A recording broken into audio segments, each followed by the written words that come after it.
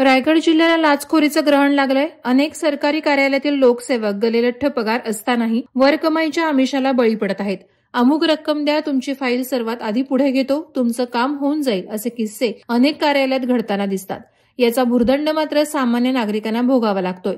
अशीच एक संतापजनक घटना म्हसळा तालुक्यातून उघड झाली आहे। म्हसळा भूमी अभिलेख कार्यालयातील एका भूकरमापक कर्मचाऱ्याला जमिनीची मोजणी, आकारफोड आणि क प्रत देण्याच्या मोबदल्यात 50,000 रुपयांची लाच स्वीकारताना लाचलुचपत विभागाच्या पथकानं रंगेहात पकडले। विशाल भीमा रसाळ वय 29 वर्ष, पद लिपिक तथा भूकरमापक असं लाचखोर कर्मचाऱ्याचं नाव असून विशालनं तक्रारदाराकडून 50,000 रुपये स्वीकारताना त्याला माणगाव एसटी स्टँड येथे रंगेहात पकडण्यात आलं। ही कारवाई पोलीस उपअधीक्षक शशिकांत पाडावे, लाचलुचपत प्रतिबंधक विभाग यांच्या मार्गदर्शनाखाली सहाय्यक फौजदार विनोद जाधव, अरुण करकरे, हवालदार महेश पाटील, सागर पाटील यांच्या टीमनं केली। दरम्यान म्हसळा भूमिलेख कार्यालयात सतत जमिनीच्या एजंटचा वावर असतो।